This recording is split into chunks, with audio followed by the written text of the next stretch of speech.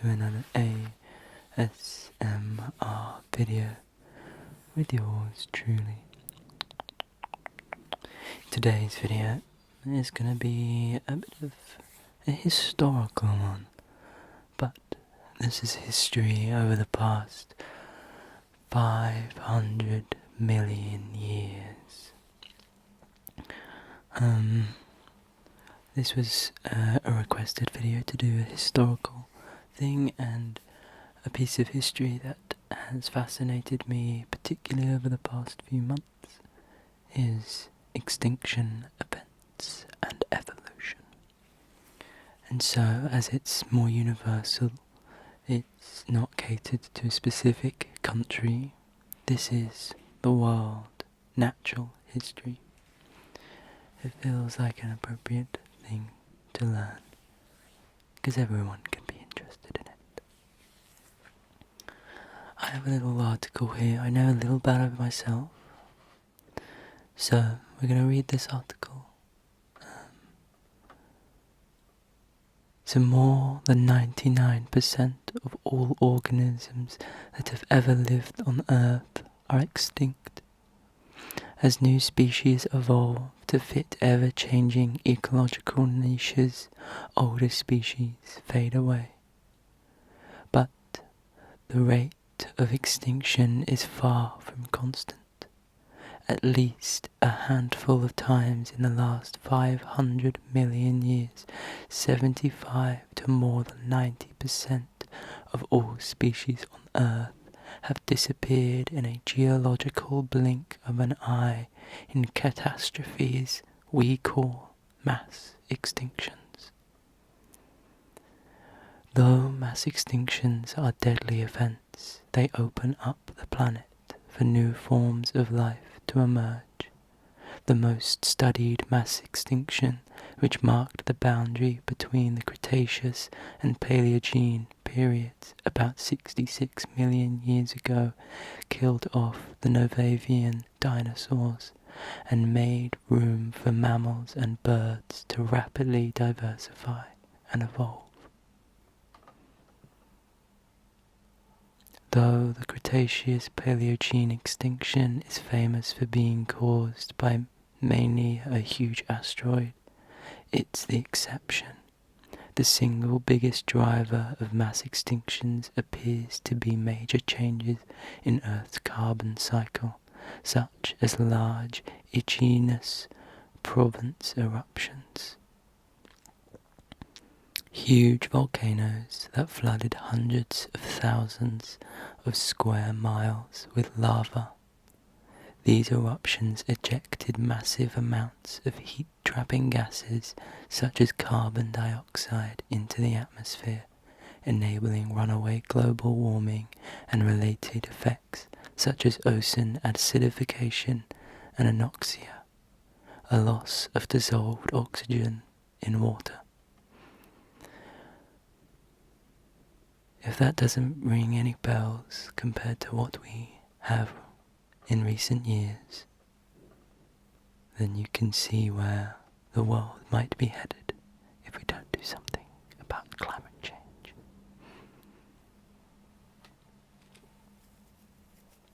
The first mass extinction happened 444 million years ago, hundreds of million years before the dinosaurs even existed. The Ordovician period, from 485 to 444 million years ago, was a time of dramatic changes for life on Earth.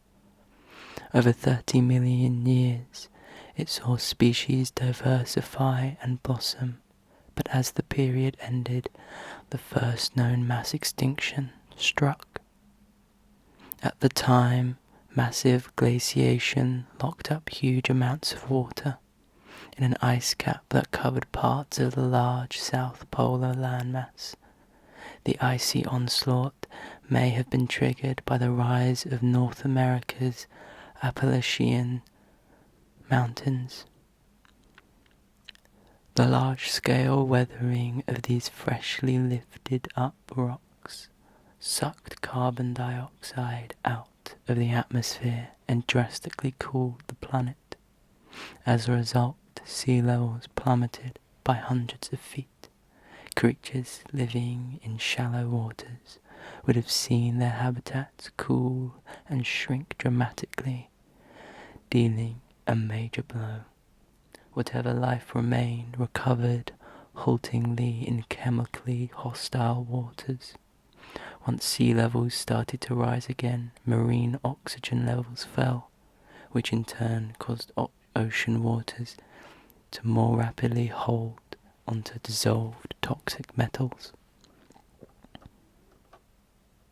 The second worst mass extinction known to science, this event killed an estimated 85% of all species. The event took its hardest toll on marine organisms such as coral, shelled brachiopods, eel-like creatures called conodonts, and the trilobites.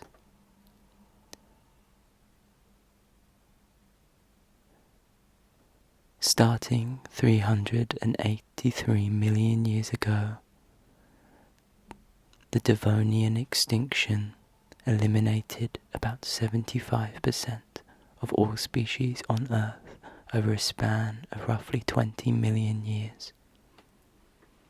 In several pulses across the Devonian, ocean oxygen levels dropped precipitously, which dealt serious blows to the conodonts and ancient shelled relatives of squid and octopuses called goniotites. The worst of these pulses caused the Kelwasser event. It came about around 372 million years ago. Rocks from the period in what's now Germany show that as oxygen levels plummeted, many reef-building creatures died out, including a major group of sea sponges called the stromatoporids. It's been hard to nail down the cause for the late Devonian extinction pulses, but volcanism is a popular trigger.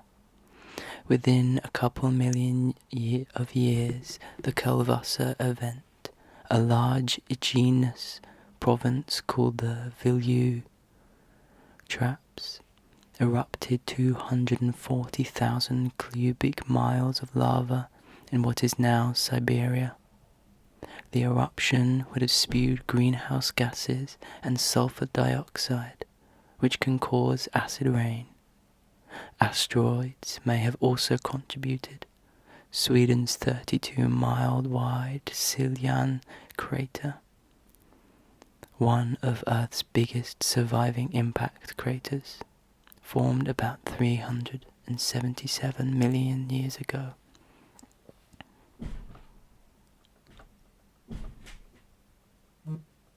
Though it might sound surprising, land plants may have been accessories to the crime. During the Devonian, plants hit on several winning adaptations, including the stem-strengthening compound lignin and a full-fledged vascular structure. These traits allowed plants to get bigger and for their roots to get deeper than ever before, which would have increased the rate of rock weathering. The faster rocks weathered, the more excess nutrients flowed from land into the oceans. The influx would have triggered algae growth, and when these algae died, their decay removed oxygen from the oceans to form what are known as dead zones. In addition, the spread of trees would have sucked CO2 out of the atmosphere, potentially ushering in global cooling. To add to the puzzle, not only did some creatures go extinct during the late Devonian, but species diversification slowed down during this time. The slowdown may have been caused by the global spread of invasive species, as high sea levels let creatures from previously isolated marine habitats mix and mingle, which let ecosystems around the world homogenize. This is something that fascinated me. I'm fairly sure this is the only other example of a mass extinction having a cause of, or where life was one of the causes, where these plants and algae in particular grew. They then grew so well and so successfully that they were consuming all of the resources. What this meant was that when they had sucked dry all the resources, they then died. And then the death, like it says, the death of these algae took up more resources which other life forms were using, and so this caused other animals to die because of them. And this is something similar to what might happen. But I will emphasize something at the end of the video, but I'll say it a bit now, is that with every single extinction, there has been a greater amount of diversification in wildlife.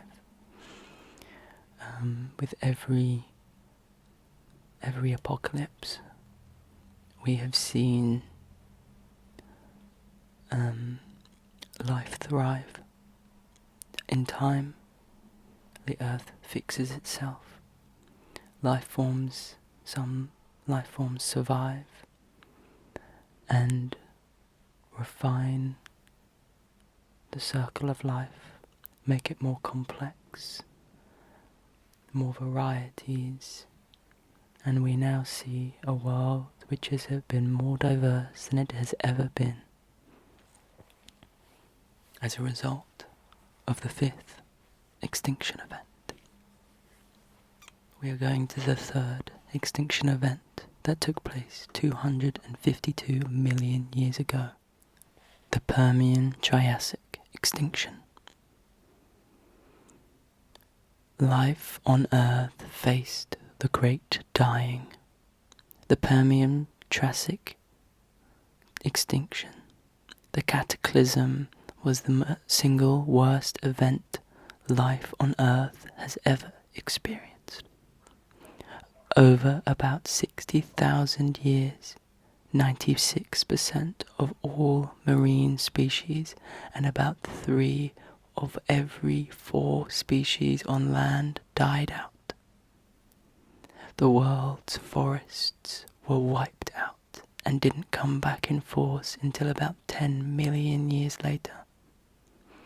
Of the 5 mass extinctions, the Permian-Triassic is the only one that wiped out large numbers of insect species. Marine ecosystems took 4 to 8 million years to recover. The extinction's single biggest cause is the Siberian traps, an immense volcanic complex that erupted more than 720,000 cubic miles of lava across what is now Siberia. Siberia is getting quite the attacks, huh?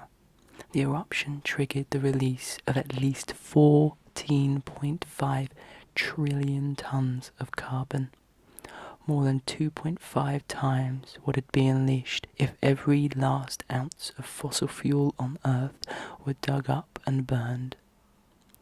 Adding insult to injury, magma from the Siberian traps infiltrated coal basins on its way toward the surface, probably releasing even more greenhouse gases, such as methane. The resulting global warming was downright hellish. In the millions of years after the event, Seawater and soil temperatures rose between 25 and 34 degrees Fahrenheit. By 250.5 million years ago, sea surface temperatures at the equator got as high as 104 degrees Fahrenheit. A hot tub's standard maximum temperature. At the time, almost no fish lived near the equator. As temperatures rose, rocks on land weathered more rapidly, hastened by acid rain that formed from volcanic sulfur, just as in the late Devonian increased weathering would have brought an anoxia that suffocated the oceans. Climate models suggest that at the time the oceans lost an estimated 76% of their oxygen inventory. These models also suggest that the warming of oxygen loss account for most of the extinction species lost. 201 million years ago, life took a long time to recover from the Great Dying. But once it did, it diversified rapidly. Different reef-building creatures began to take hold and lush vegetation covered the land, setting the stage for a group of reptiles called the archosaurs, the forerunners of birds, crocodilians, pterosaurs, and the Novian dinosaurs. But about 201 million years ago, life endured another major blow, the sudden loss of up to 80% of all land and marine life. At the end of the Triassic, Earth warmed an average of between 5 and 10 degrees Fahrenheit. Driven by a quadrupling of atmospheric CO2 levels, this was probably triggered by huge amounts of greenhouse gases from the Central Atlantic Magmatic Province, a large igneous province in central Pangaea, the supercontinent. Remnants of those ancient lava flows are now split across eastern South America, eastern North America, and West Africa.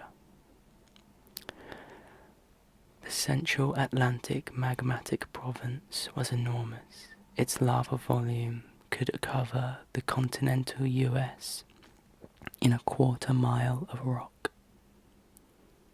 The uptick in CO2 acidified the Triassic oceans, making it more difficult for marine creatures to build their shells from calcium carbonate. On land, the dominant vertebrates had been the crocodilians, which were bigger and far more diverse than they are today. Many of them died out. In their wake, the earliest dinosaurs, small, nimble creatures on the ecological periphery, rapidly diversified. The dawn of the dinosaurs.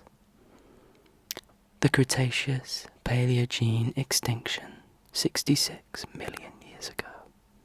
The Cretaceous Paleogene extinction event is the most recent mass extinction and the only one definitively connected to a major asteroid impact.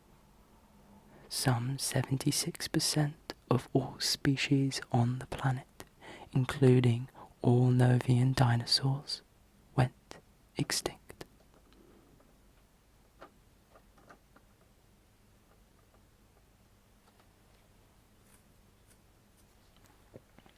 One day, about 66 million years ago, an asteroid roughly 7.5 miles wide slammed into the waters of what is now Mexico at 45,000 miles an hour. The massive impact, which left a crater more than 120 miles wide, flung huge volumes of dust, debris and sulfur into the atmosphere, bringing on severe global cooling.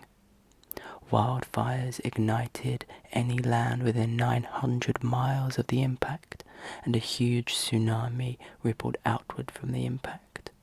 Overnight, the ecosystems that supported non-avian dinosaurs began to collapse. I realise I've pronounced it novian, and it's non-avian. I think there should be a hyphen. Global warming, fueled by volcanic eruptions at the Deccan Flats in India, may have aggravated the event. Some scientists even argue that some of the Deccan Flats eruptions could have been triggered by the impact. Now this is a discussion on today and extinctions. Earth is currently experiencing a biodiversity crisis. Recent estimates suggest that extinction threatens up to 1 million species of plants and animals, in large part because of human activities such as deforestation, hunting, and overfishing. Other species threats include the spread of invasive species and diseases from human trade, as well as pollution and human-caused climate change. Today, extinctions are occurring hundreds of times faster than they would naturally. If all species currently designated as critically endangered or vulnerable go extinct in the next century, and if that rate of extinction continues without slowing down, we could approach the level of mass extinction in as soon as 240 to 540 million years. Climate change presents a long-term threat. Humans' burning of fossil fuels has let us chemically imitate large genus provinces, though through the injection of billions of tons of carbon dioxide and other gases into Earth's atmosphere each year. By total volume, these past volcanoes emitted far more than humans do today. The Siberian traps released more than 1,400 times the CO2 than humans did in 2018 from burning fossil fuels for their energy. However, humans are emitting greenhouse gases as fast or even faster than the Siberian traps, and Earth's climate is rapidly changing as a result.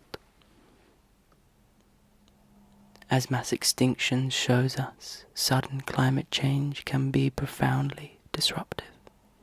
And while we haven't yet crossed the 75% threshold of a mass extinction, that doesn't mean things are fine. Well, before hitting that grim marker, the danger would throw the ecosystems we call home into chaos, jeopardizing species around the world, including us. And I understand that is rather daunting, rather scary. But I see it as an acceptance. This is, to me, I think this is very important information to learn, because there are lots of people that dismiss global warming at the moment and what we are doing to the planet. And what this proves is what we are doing at the moment, what the human race is actively doing and what has been doing for the past 2,000 years, and rapidly increasing, particularly in the past 200 to 300 years, is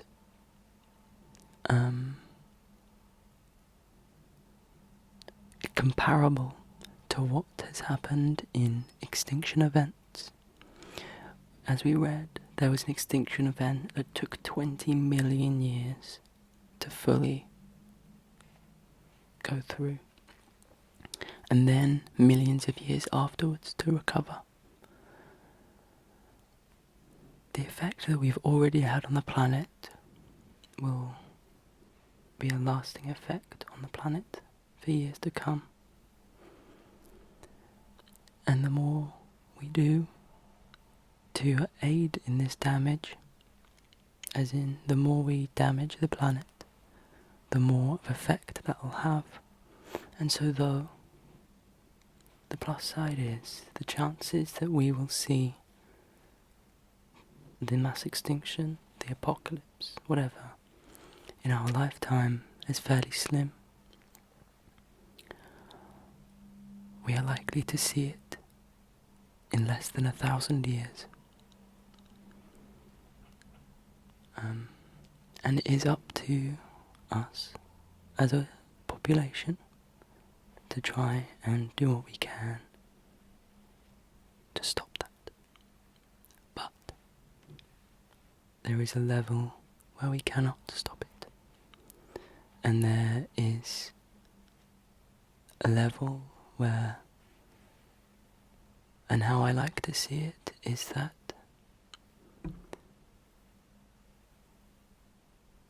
sadly, for the human race, the Earth is better off with an extinction. It's better off wiping out and starting again.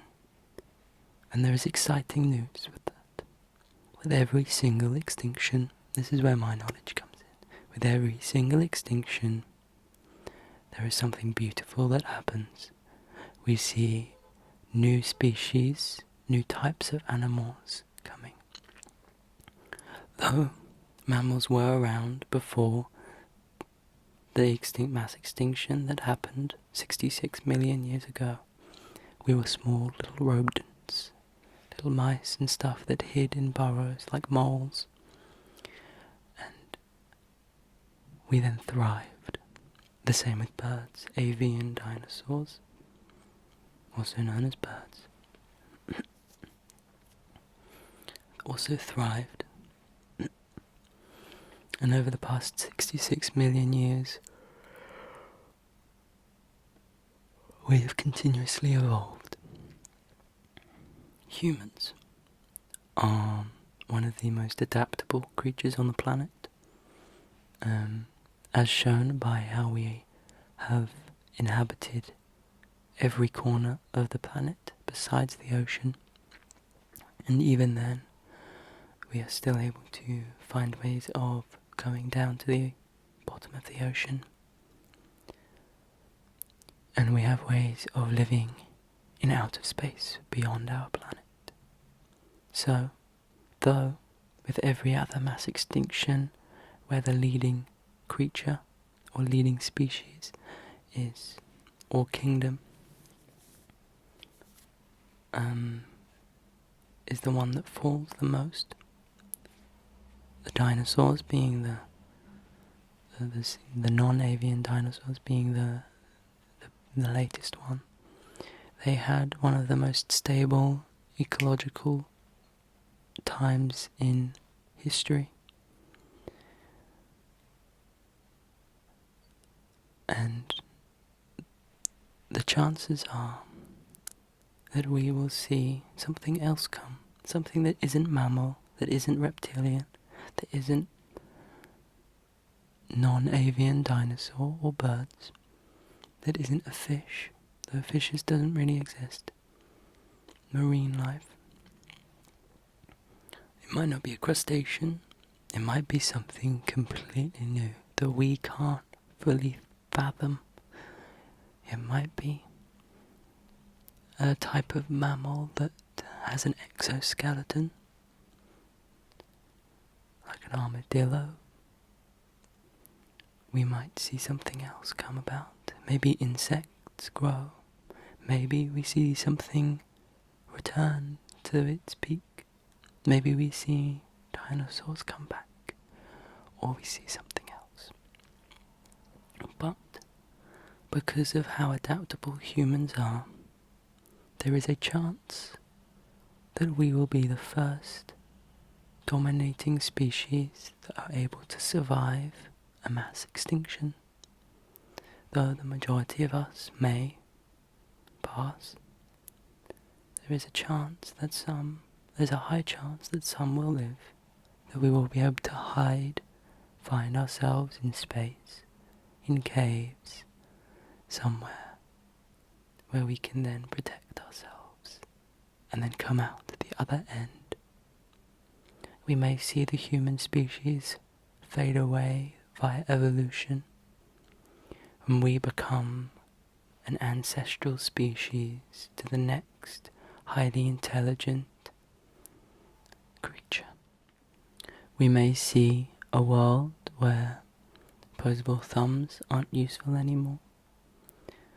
We may see a world where wild intelligence isn't useful anymore, where we start to regress our evolutionary traits because it is better for survival.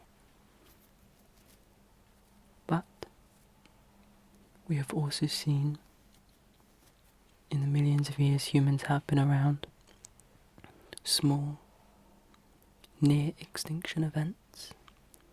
Things like the Ice Ages, though, which lasted millions of years. Humans have seen significant climate changes beforehand, and we have survived, where other animals, such as mammoths or saber-toothed tigers, as I'm thinking of Ice Age the movie now, didn't survive. We have withstood a significant amount already, and there is a chance that we will continue to do so. The tragic thing is that we might also be the cause. And so though extinction is destiny,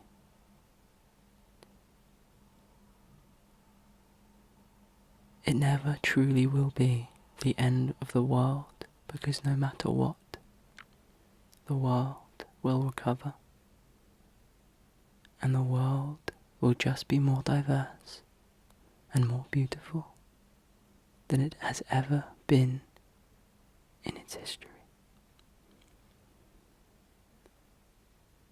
And so, thank you for watching. Please like and subscribe. Please comment down below what kind of video you'd like to see next. I have a few videos in my head already. But your suggestions take priority, and so if there is anything, please let me know. Next video I will be back home in Bristol with my old backdrop of just, I guess, some shelving rather than some boxes behind me, and a big picture of the Beatles. Anyways, sleep well, sweet dreams, and I'll see you